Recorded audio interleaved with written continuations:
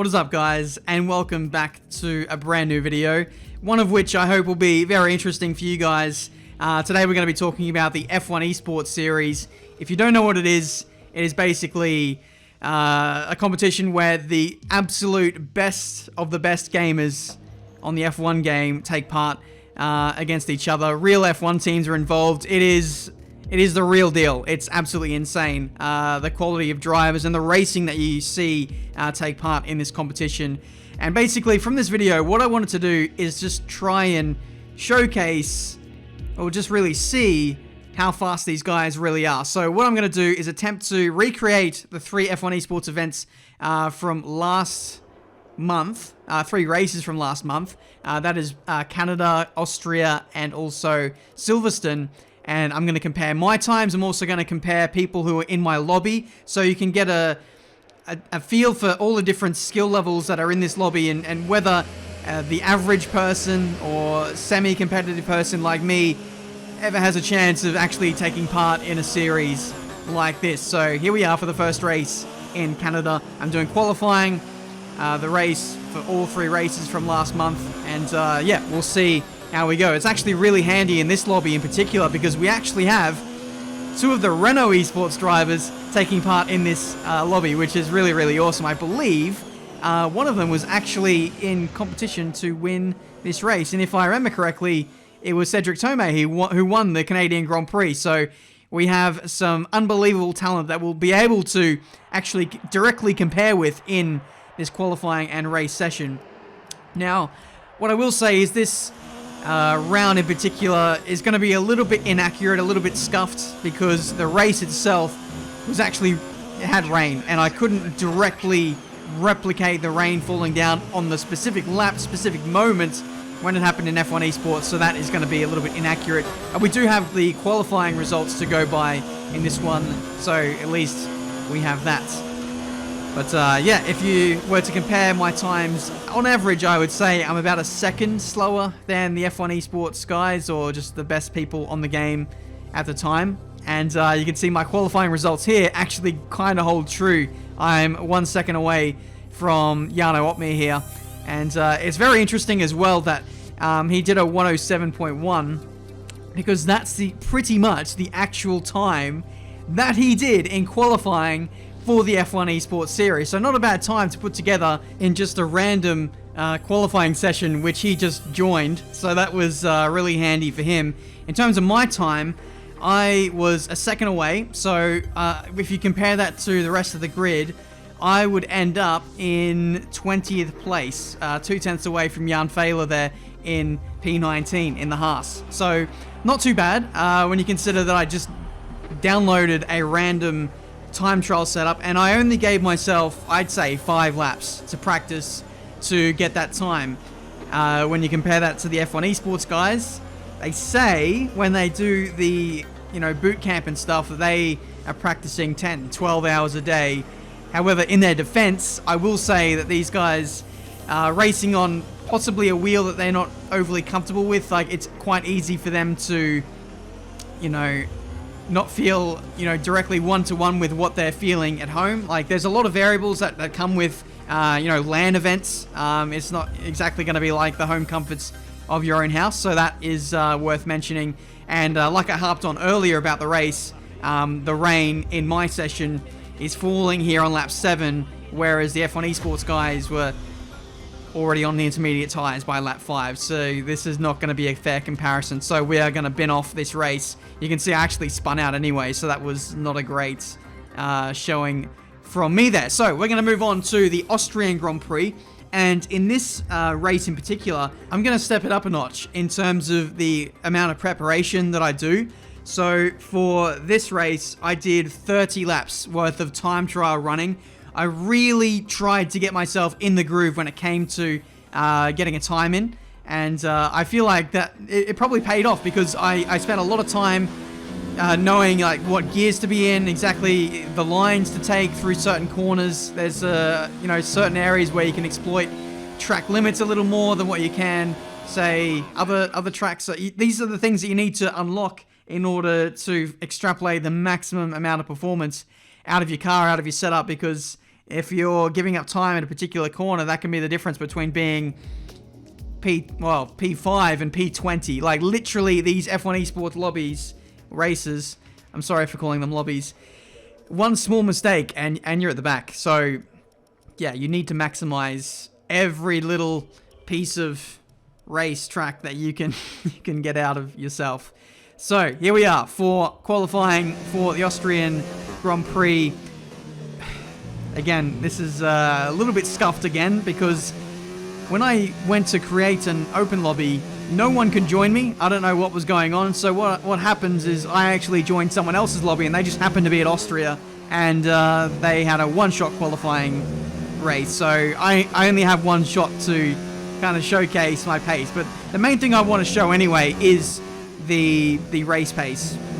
And see whether we can actually get some points or be anywhere near competitive up against the best drivers in the world. We come across the line and do our one-shot qualifying lap, which is actually pretty darn competitive. It's a 104.3, which was only 0.2 away from the time trial time that I did. I spent like an hour doing that, and it was very interesting that I got that close just on a one-shot qualifying lap. So I would say that the online races are actually faster than what you can achieve in time trial. So, for reference, I did a 104.3. Pole position here by David Tanitsa was a 103.3.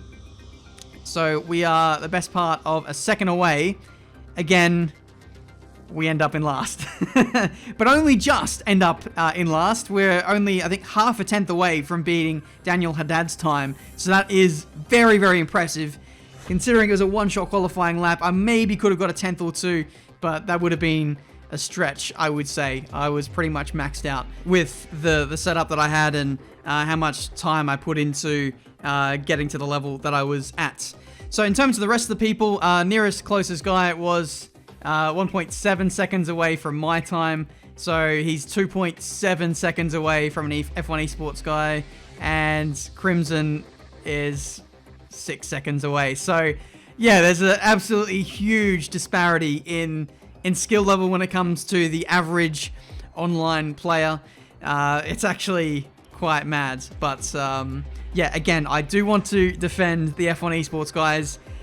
They can obviously go faster than what they are putting together in their F1 Esports qualifying sessions. I'm sure if you put us both in a practice lobby, I would get absolutely spanked. So I just want to put that out there. I'm not saying that I'm better than some of these guys, because that is definitely not the truth. These guys are way better than what I am. It's just when it comes down to that one session, and sometimes for these guys, even just one lap, it comes down to with slipstream you might get. I can kind of get close if I get a perfect lap. That's what I'm trying to say. But anyway, here we go for the race. This is actually going to be the first comparable race that we can showcase for you guys, because this is apples to apples. This is a dry race, and in F1 Esports, it was also a dry race. So, yeah, here we go. We're on the softs, and we're going to stop, I think, 10 laps into the race. As soon as we're trying to run the absolute fastest race we can, it definitely helps us that we aren't battling with anyone. That's actually a pretty big mistake there that we make into the penultimate corner. That was the only mistake of the race that I made, mind you. The rest of the race was pretty much perfect on my end. I didn't make any mistakes. I was hitting apexes everywhere. The one thing I did struggle with in this Grand Prix was actually fuel and also battery management. I was struggling for battery quite early on. Within 4 or 5 laps, I was pretty much out of battery, maximizing the pit entry there as we lock up both the front tires and head on for our medium tire stint. Pretty good stop there. No losses of time there. That was actually a really good in-lap and pit entry, so we made up some good time there. But yeah, I didn't put enough fuel in the car, and that's just me not knowing how much fuel to put in the car, so that's a little bit down on me. So when it came to maximizing the rest of the race, I did have to save a little bit of fuel through the middle sector, which cost me maybe a little bit of time, but you know, overall I had a pretty perfect race. I'm not gonna lie. We're coming up to the last lap now, lapping the Ferrari, and thankfully Codemasters introduced a a patch which ghosts lap cars. So thankfully I wasn't going to get taken out in this race, and we could pretty much have a clear run to the end. But here we are then, final lap of the Grand Prix. Just got to negotiate one more corner and we are through.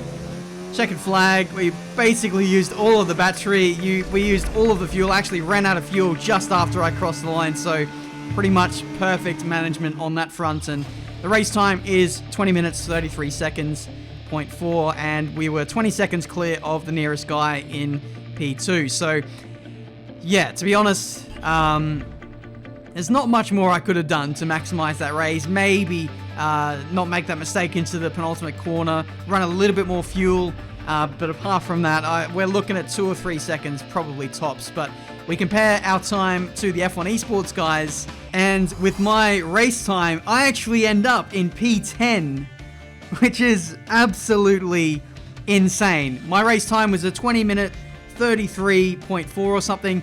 I think based on that, I would be just behind Patrick Crouch there in P10. So, not a bad effort. But again, I know people are going to rage at me in the comments for trying to compare myself against these guys. They're all battling. They're all in a race with high pressure scenarios, and obviously you're going to lose time. Whereas me, I was flat out. I had a perfect race. So, that kind of just puts into perspective. I still got absolutely thrashed by the top 9 guys in F1 Esports. So there you go. That is my comparison. The nearest guy, like I said, was 20 seconds off the pace. I don't know if he would have got last. He might have beaten 1 or 2 people if they would have had a bad race, because that does happen. People do lose their front wings and stuff. And it's worth mentioning as well that the people actually in these sessions potentially lose damage because sim damage is on, and all of those factors can contribute to a slower race time. That is kind of to be expected. But we are going to move on to the final event now, and that is the British Grand Prix, for another comparison. And again, I've stepped up the level of preparation even more. In Austria, I did 30 minutes worth of practice. 30 laps worth of practice in Austria, and here in Silverstone I did closer to like 50-55 laps worth of practice, and I really wanted to get my time in the 25s. I made a setup change to Formula Danny's setup that he was running. He was originally running with 3.6 wings. I changed it to 3.5 and straight away did a 26.0, and then I spent the next 20 laps after that trying to beat it. Unfortunately, I couldn't quite get there. But in terms of my time, I got pretty close to those in F1 Esports on time trial leaderboards, only a couple of tenths away, which for me is pretty good. I'm normally, closer to a second away from those guys. But we're going to move on to the F1 Esports qualifying. David Tinitza again getting pole with a 25.3. So that's actually faster than the world record on time trial.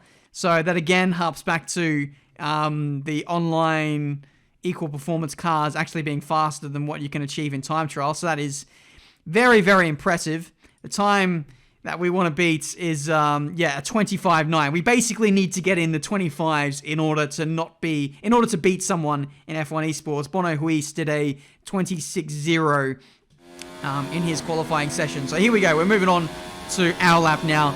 And the time that we've got against our name is a 1:26.397. We need to find nearly 4 tenths if we want to beat Bono Huis, or a second if we want to be on pole for F1 Esports. But that is very much unlikely, especially considering this track is pretty much a flat-out circuit, just about all the way around the circuit. The guys who slipstreaming each other are really going to benefit massively from that. So I don't expect that I'm going to get anywhere near some of these guys' times around this particular circuit. But we will do our best. We're 2 tenths up on our best lap so far, which has been a good start to the lap. I think on this lap in particular, I switched the wings back to 3.6 wings for a little bit more stability, and it meant that I could actually throw the car around a little bit more at high speed.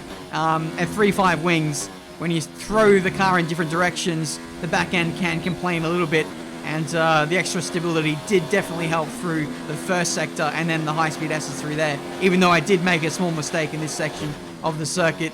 Through now to this corner here, which everybody extends, and you can even extend it in time trial, and it's absolutely fine. But there you go, through to the final sequence of corners on the power, and up to the line. We do a 126.276. So unfortunately, we don't beat anyone in F1 Esports qualifying. That seems to be the trend, isn't it? Like, I was quite a bit off the pace in terms of one-lap performance, but in the race, when it came to consistency, I was a little bit closer, which was nice to see. Qualifying isn't exactly my forte, but yeah, I'll take being somewhat close to some of the best guys in the business. We now move on to the race, where again we're going to be doing a one-stop strategy to the end. 5 red lights, and away we go for the British Grand Prix here in Silverstone. Looks like I got a bit of wheel spin off the start, and we're actually going to be under pressure from Tiger Racing into turn 1. That is kind of the last thing I want, is to be getting involved in a bit of a squabble. But in all honesty, that actually would be pretty realistic if I got in a squabble as well, trying to compare race times. But we'll see if we can hold on to this lead nonetheless. We've got Valtteri Bottas in this Grand Prix. Not the real driver, that is an AI. He's set at 105 difficulty. I just thought I'd throw an AI into the mix and just see how much I would beat them by, or if they would beat me. I didn't actually put them to 110 because I was worried that I was going to get beaten by a 110 AI, because I actually do struggle to beat 110 on this game. They're actually no slouches. Speaking of no slouch, Tiger Racing. This guy was all over me in this Grand Prix, really keeping me honest. I was quite worried that he was going to get in front of me. I did at one stage contemplate kind of turning the battery down and letting him go through and kind of slipstreaming each other, much like the F1 Esports guys would tow each other along, but in the end I just decided to favour track position because I didn't quite know how this guy would react, whether he'd want to get in a battle and get, you know, stuck in with that. So I just decided to run my own race and just use as much battery as I had available to me. You can see I've got my second warning of the race there at turn 1. A very clumsy corner cut there, but we get put under pressure a little bit there into Stowe, but thankfully we hold on to track position now, attacking the pit lane, and unfortunately on this occasion we've just bit off a little bit more than we can chew there, so that's a 5-second time penalty which will be added to our race time, but we'll subtract that off anyway just to have a clean comparison against the esports guys. But anyway, we rejoin on the circuit. Tiger Racing was in my slipstream and DRS through the entirety of the first stint, but by virtue of the very aggressive pit lane entry and maybe a slow stop from his team, we emerged 1.7 seconds clear of him, and he lost slipstream and DRS, and we were able to stretch away ever so slightly for the rest of the Grand Prix, setting a 129.2 as the fastest lap. But then unfortunately on the last lap I got a clumsy track extend, turned in too early because my speeds were down. I turned down the battery and the fuel in order to save that to get to the end, and yeah, it was just lazy. That's an extra 3 seconds added on to our time. But apart from that, we had a perfect race. This time we actually had no mistakes. We had a slight little bobble in Austria at the penultimate corner. This time we actually didn't make a single mistake, and that is our finishing time. We have to take off 8 seconds, which it gets a little bit complicated here. So we take 3 seconds off of Tiger Racing's time, which is 20 minutes and 5/10. I was 2.5 seconds in front of him. If you look at the screenshots of the last sector. So with that in mind, my finishing time was 19 minutes, 58 seconds, 0.94. When you compare that to the race 6 results, it's not a top 10. We are, I think, 10 seconds behind the racing point of Marcel Kiefer, who won the Grand Prix. So when we look at a different screenshot, which actually shows the provisional results, we end up in 16th place, right in front of Sally Saltunk. So there we go. Not quite as pacey in the British Grand Prix, but I was kind of expecting this because this is very much a slipstream circuit, and you can do well to kind of slipstream train other people to get ahead. And yeah, I kind of had to do my own race without any slipstream, which definitely affected my pace a little bit. But in saying that, I am happy to even beat an F1 esports driver, albeit if they had damage or not. But anyway, that has been this comparison for today, guys. Thank you so much for watching. Let me know what you thought. I want to do more kind of comparisons like this. I'd love to potentially put myself through like an F1 esports boot camp and just see if I can get close to the likes of the Alfa Romeo guys, for example. If that's something you want to see, let me know down in the comments and I will endeavor to do something like that. Thank you so much for watching. Yeah, moral of the story is, us mere mortals, we don't have a chance in hell of competing against the likes of the F1 esports guys, but with enough talent, with enough practice, I think practice is the main thing that you need in order to be quick on any racing game, but especially F1. It's got a very finicky handling model. You've got to apply certain characteristics of driving that you wouldn't necessarily apply in, you know, other racing sims. Practice is the biggest thing if you want to get better at this game. Having good setups. There's a lot of factors that go into it, but, you know, if you ever want to better yourself and make sure you can, I don't know, get to anywhere near this kind of level, I would recommend, yeah, practicing on time trial, downloading their setups that they have available, taking part in leagues. League racing is a lot of fun, whether you're an alien or whether you're just someone who's looking for a clean race. That's all it ever was for me when I first signed up to league racing. So yeah, get involved. It's so much more fun to race online and race competitively than what it is to race, say, in career mode. It's very satisfying when when you win and when things go your way. But at this point, I am waffling massively. Thank you so much for watching. Leave a like, subscribe, and I'll see you guys for a brand new video very soon. Just